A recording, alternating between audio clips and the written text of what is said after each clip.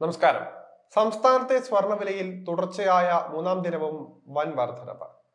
കഴിഞ്ഞ 2 ദിവസത്തെ ട്രെൻഡ് ഏറ്റുപിടിച്ചുകൊണ്ടാണ് പുതുവർഷത്തിലെ മൂന്നാം ദിനവും സ്വർണ്ണവില കൂടിയിരിക്കുന്നത്. കാര്യമായ വർധനവ് തന്നെയാണ് ഉണ്ടായിരിക്കുന്നത്. ഈ മാസത്തെ ഏറ്റവും ഉയർന്ന നിരക്കിലാണ് ഇപ്പോൾ സ്വർണ്ണവില ഉള്ളത്.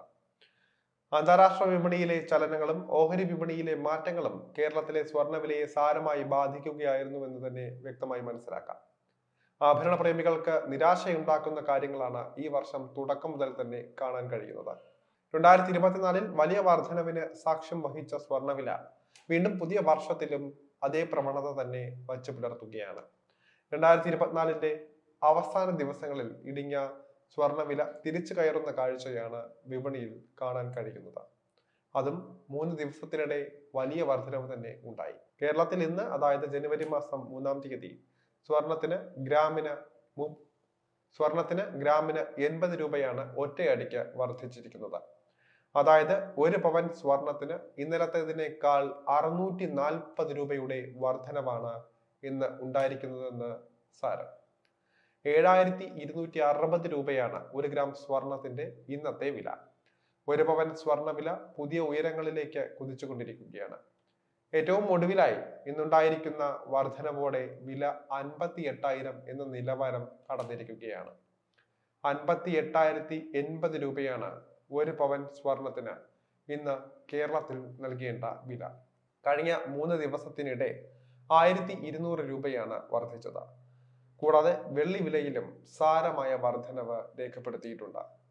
സംസ്ഥാനത്തെ വെള്ളി വില ഗ്രാമിന് 98 രൂപയും കിലോഗ്രാമിന് 98,000 രൂപയുമാണ് നിലവാരം.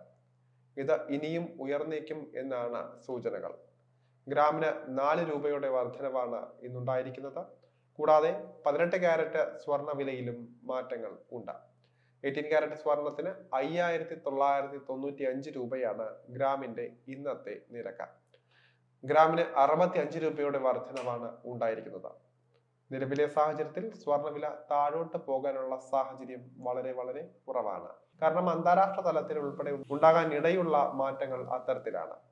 രൂപയെ അപേക്ഷിച്ച് ഡോളർ കൂടുതൽ ശക്തി ആർജിക്കുന്നതും US ഫെഡറൽ റിസർവ് പലിശ നിരക്ക് കുറച്ചതുമാണ് ഇപ്പോഴത്തെ സാഹചര്യത്തിൽ സ്വർണ്ണവിലയെ ഏറ്റവും അധികം സ്വാധീനിക്കുന്ന കാര്യങ്ങൾ. ഓഹരി വിപണിയിലെ ചെറു ചലനങ്ങൾ പോലും സ്വർണ്ണവിലയെ സ്വാധീനിക്കുന്നുണ്ട് എന്നതാണ് വാസ്തവം. അതാണ് കഴിഞ്ഞ 3 ദിവസമായി സ്വർണ്ണവില മുന്നോട്ട് തന്നെ കുതിക്കാനുള്ള പ്രധാന കാരണം.